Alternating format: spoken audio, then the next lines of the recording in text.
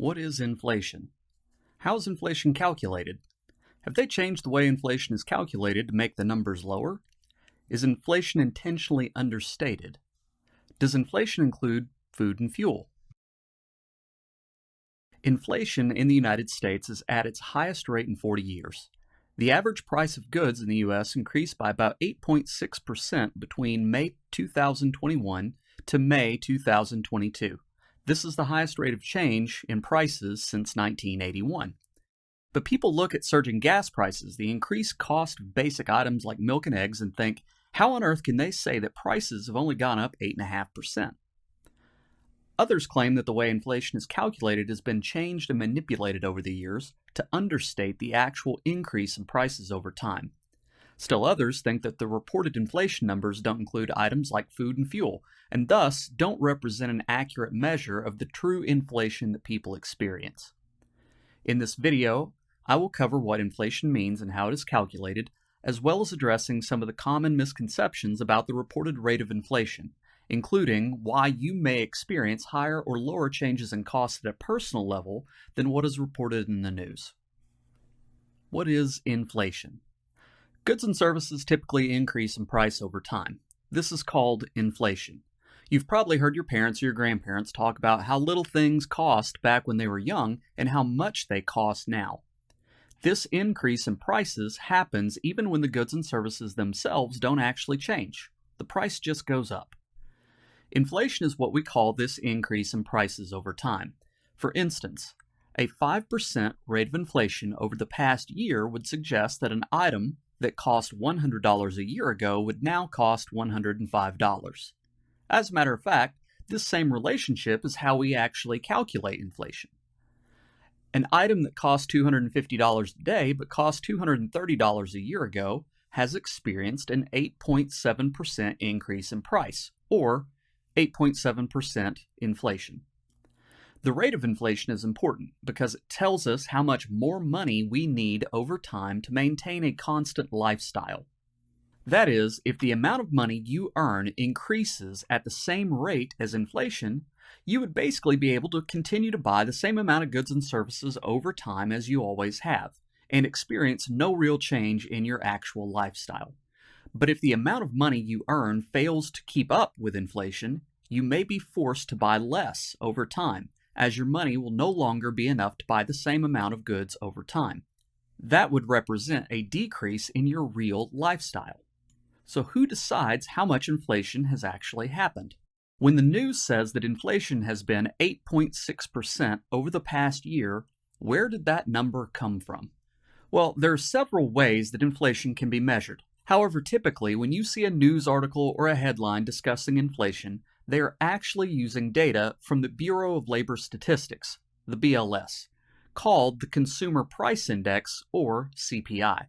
The CPI is simply a measure of relative prices over time, meaning that the CPI value for a given year is a ratio of that year's price level to the price level in some other base year.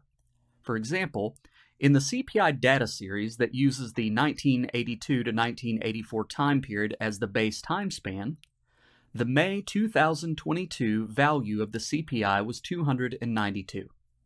That 292 has no inherent meaning, except as a reference to some base value of 100, which occurs in the summer of 1983, since that is the arbitrarily selected base year for this data series. If some other date were selected to be the base 100 value, then the CPI value for May 2022 would be rescaled to a different value.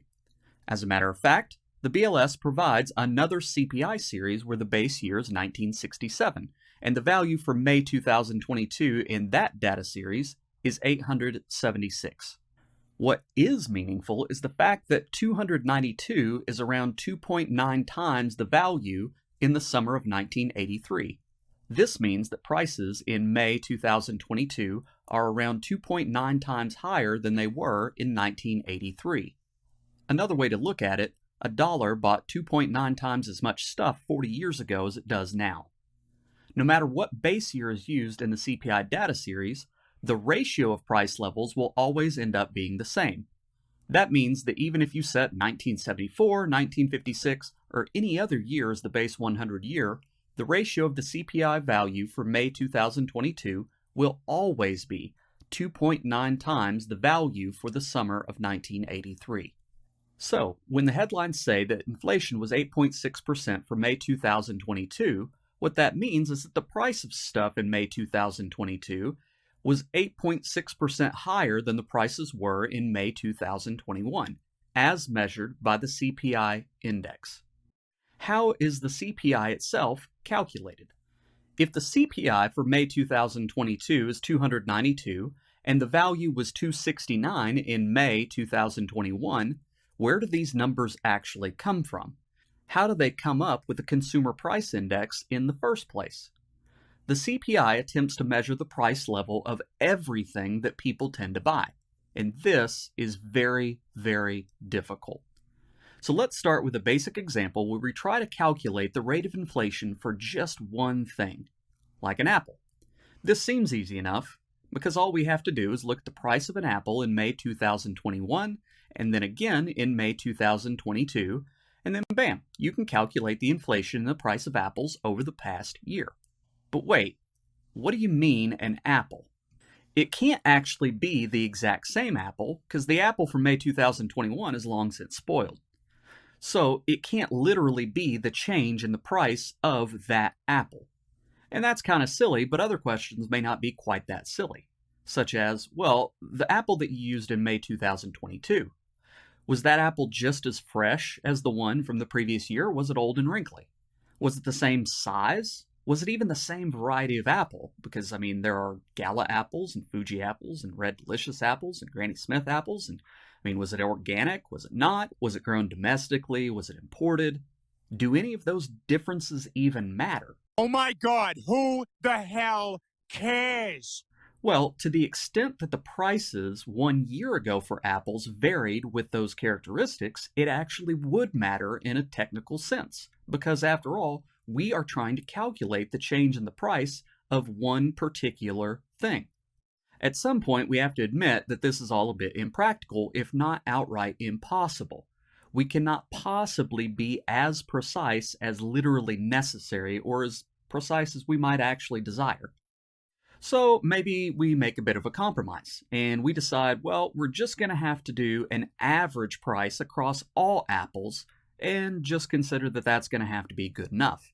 Because, well, that's something we might actually be able to do, and that may seem pretty reasonable. But now our measure of inflation in the price of apples could be criticized by other people for not being as exact as theory demands. What we can learn from this example is that all measures of inflation do have some compromises for practicality, because the real world is so complicated and so complex that no perfect measure is feasible. But it gets even more difficult than that when you're talking about things like cars and TVs, because automobile manufacturers update their cars almost every year with new product designs and features. Television manufacturers do the same thing. Well, how can you calculate the price change in a product when the product itself constantly changes, and it's not the same this year as it was last year? Is the 2022 model bigger, faster, more fuel efficient? If the price of a TV is higher this year, but that TV is also bigger and better and brighter, how can you tell if the price change is due to inflation or because you're actually just buying a better TV?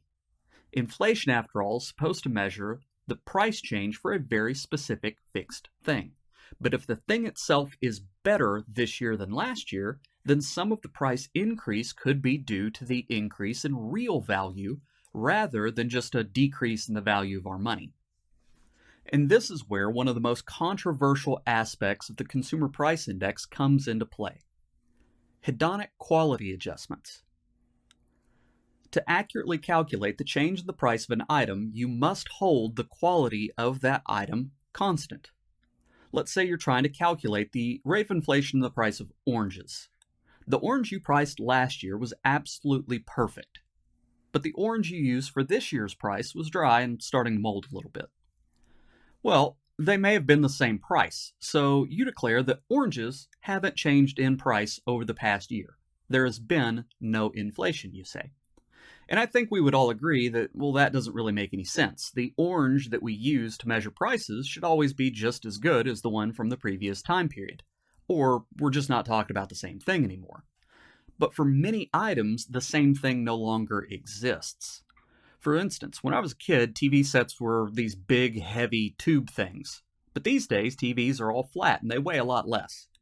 Modern TVs are also way, way bigger and better than the ones that I grew up with.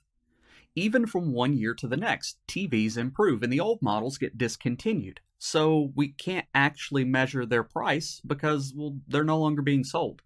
So how can we accurately measure the change in price of TVs when the TVs themselves are constantly changing in quality? Enter hedonic pricing models. These are complicated statistical models that are used to price individual characteristics and features rather than the product as a whole. To explain that, let's use the example of housing. When you buy a house, a lot of things matter. Houses are all very unique objects. Every single house has its own unique location and set of features. Some houses are bigger and some are smaller. Some houses are on corner lots and others have lots that are in the middle of the street, and those things tend to matter to people. Houses can have different numbers of rooms and bathrooms. They can be zoned for different school districts, and they can have different types of flooring and countertops. But if you look at enough houses in a particular area and you compare their features and prices to each other, you can start to get an idea of how much a house costs per square foot. And that means that you're no longer pricing whole houses. You're just pricing a single characteristic of the house, its size, measured by square feet.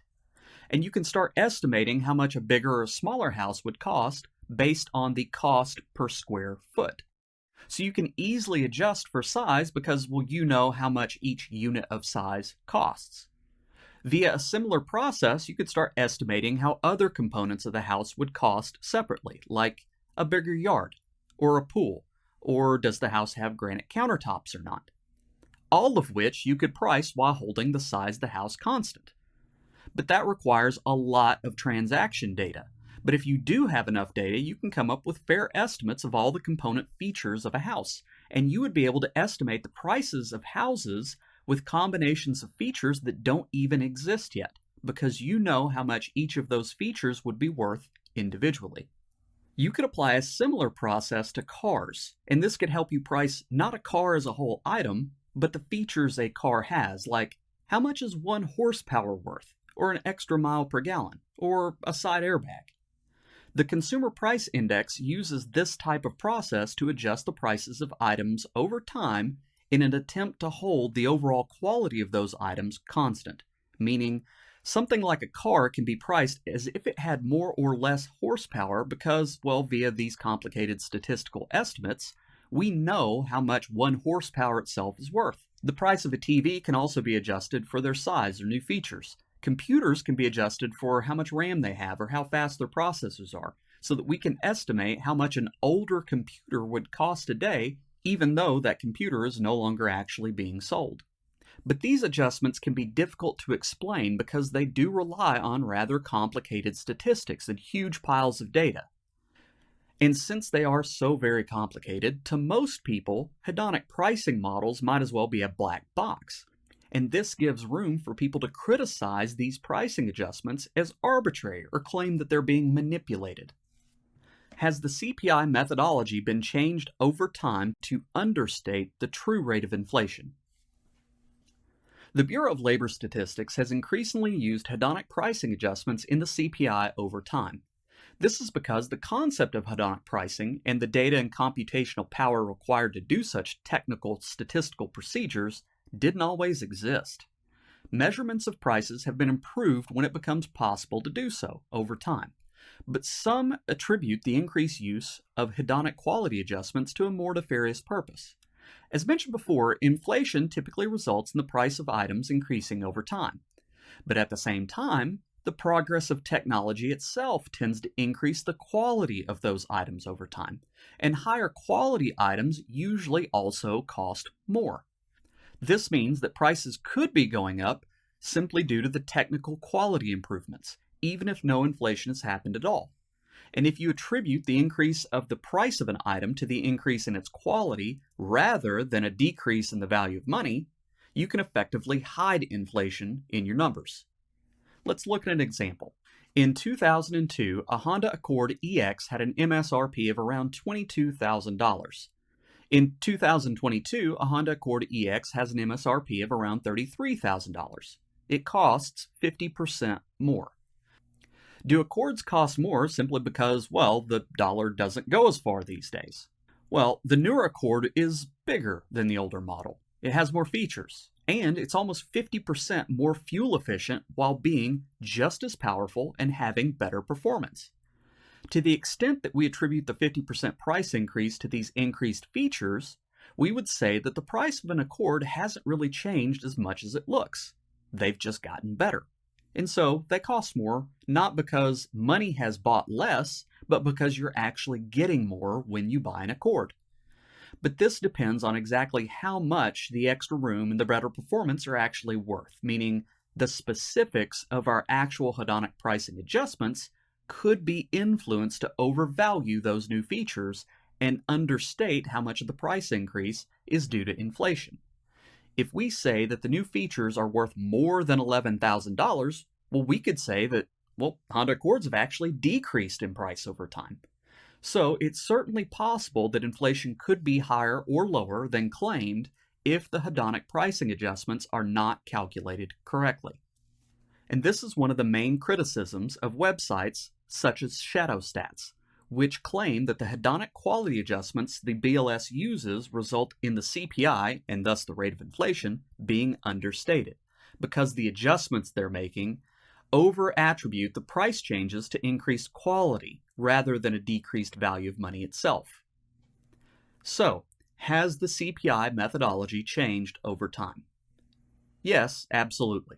But it is not true to say that these pricing adjustments alone make the CPI understated. They certainly could make the CPI inaccurate if they are used incorrectly or manipulated. But in and of themselves, these adjustments are necessary to make the CPI more accurate in the face of ever-changing technologies and products. So, while these pricing adjustments could possibly make the CPI worse, not using the pricing adjustments definitely makes the CPI worse. The best option is to use pricing adjustments and make sure that they are done correctly. If the CPI is being manipulated, well, that's just a totally separate question, requiring its own evidence and discussion. It doesn't require any hedonic adjustments at all for the CPI to be manipulated. But it's worth noting that the BLS makes a large amount of information available concerning the specific methodology that they use to calculate the CPI, just in case anybody is actually interested in seeing more of the ugly details behind the numbers. And that brings us to one of the other main criticisms of Shadowstats, which concerns substitutions of goods in the basket that is used to calculate the CPI. Aggregation, weighting, and substitution. Thus far, we have mostly been talking about inflation in the context of a single product. How much has the price changed for apples? How much has the price of a car changed, holding quality constant? But the CPI is just one number, and it's supposed to represent the price level of everything. So how do you get from the prices of single items to the price of everything? Once the price levels of all individual items have been measured and all the little quality adjustments have been made, the BLS must aggregate these into a single price index, the CPI. The way the BLS does this is by pricing a representative basket of goods that an average person in the US might buy. Effectively, this basket is priced kind of like a budget. Each item in the basket is given a weight based on how much a typical person usually buys of that item. What percentage of their total budget does the average person spend on housing, for example? Or what percentage of their money do they typically spend on gas? Or what percentage is spent on medical care? These percentages are then multiplied by the price levels of these particular items, and so the CPI is kind of a weighted average of all the prices of all the things a person buys. But this can create some problems, as the amounts of goods and services that people buy isn't always constant, and so the weights can change over time. People tend to be price conscious, and they switch brands when it makes sense to do so. For example, if the price of Nike shoes goes up, people may switch and start buying more Reeboks or New Balance shoes instead. The consumer may view this change as having very little qualitative impact. They may not really have much preference between the brands, but in that case, they'll just buy the one that's cheaper.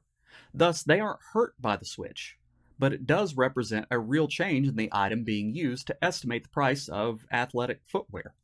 The BLS tries to account for this type of behavior by including this tendency to substitute goods in their calculations. And this means that the basket of goods that the BLS is pricing is not constant in the strictest sense. Some claim that this substitution action is manipulated to place lower quality and lower cost items into the basket and remove items which have increased in price. That would lower the amount of presented inflation that is shown in the CPI index. A common claim is that the BLS substitutes hamburger for steak. The BLS claims that substitution only takes place between items which are within the same category, as in the shoe brand switching illustrated above. So substitution, such as trading out steak for hamburger, cannot happen, they claim, as those are fundamentally different items which are in different categories in the CPI measurements. This is another area where the specifics of the adjustments matter. Substitution of goods does make sense and can make the CPI more accurate if it's done correctly. However, if that process is abused or straight up manipulated, it's certainly one avenue that could be used to change the presented CPI data intentionally. Once again, the question is more about the specific methods used for the adjustments rather than whether the adjustments themselves are bad. And once again, the BLS makes a lot of information about this process public, and the specific calculations are detailed on their website. What is in the market basket? A related topic is which items are actually being included in the CPI's number. In order to calculate a single number for the CPI, a set number of items must be priced, and then these items must be weighted and summed to calculate a single price index for all items. But some claim that this market basket doesn't include items that people really spend their money on, and they believe that the market basket is manipulated again to intentionally leave out items which have heavily increased in price, yet again, to keep reported inflation numbers low. The most commonly cited omitted items are those that are most crucial to most Americans: food and fuel. But food and fuel are indeed included in the CPI numbers. The misconception that they are omitted is easy to understand, however. When headlines say that inflation is 8.6%, and generally anytime somebody talks about the CPI, they're referring to the big number at the top, the all items CPI. There is another measure in the usual inflation reports, which is a subset of CPI data presented under the name all items less food and energy, and this is often called core CPI. Now, the name core CPI does indeed sound like this number would be the real core meaningful inflation metric. However, again, this is actually just a subset of the total CPI data. Core CPI is the consumer price index without including food and fuel prices. As a matter of fact, the official news release from the BLS does not even call this core CPI.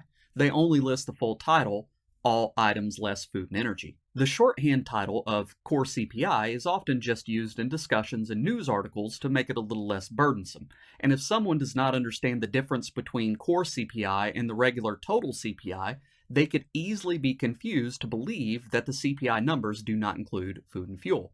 Thus, it's simply a misunderstanding that the total CPI and core CPI are different numbers. Inflation definitely includes the price of food and gas. As an aside, the reason core CPI is even broken out in the data is because food and fuel tend to be more volatile in pricing than other items like housing and consumer goods. Because the prices of food and fuel can be heavily influenced by conflicts and short-term events, some financial analysts use core CPI as an estimate of the underlying long-run inflation metric, attempting to smooth out these short-term fluctuations. However, as long as you just understand which number is being discussed and presented, there's no bias or omitted data. There are simply different metrics available for different use cases. Inflation and you. The last question I will attempt to address is why the CPI inflation data often feels like it doesn't match our personal experience and daily reality. There are plenty of memes and hot takes on the internet mentioning that Well, gas is up 50% and eggs are up 90%, but the government's trying to tell us that inflation is under 10%. So, how is that possible? Well, it's important to remember that the CPI is a weighted average based on a lot of assumptions about how much money a typical average person in the US spends on everything. But as individuals, our actual expenses on these various categories in the CPI can be vastly different from the weights that the BLS uses.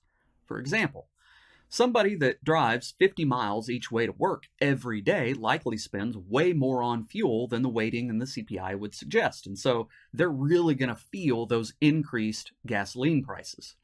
Someone who strongly believes that Nikes are superior to any other shoe brand may not be willing to substitute even if the price of Nikes increases dramatically. Thus, they deviate from our example of substitution. One person may not have needed any medical care in the last year at all, while somebody else may have had a major surgery and 25% of their annual budget went to pay for it. So, depending on your particular exposure to different categories, your personal rate of inflation and the CPI rate of inflation may feel very different.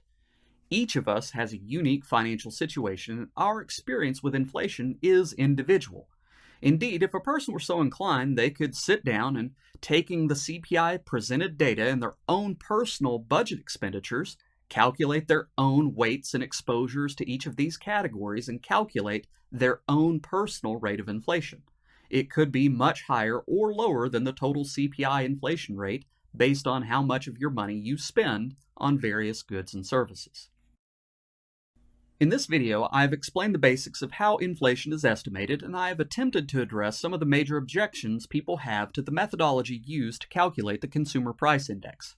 I hope that this helps you better interpret the inflation data that you see in the news and understand how these numbers can be translated to apply to your individual life. If you have any feedback or questions, feel free to leave a comment below, and I will do my best to address them.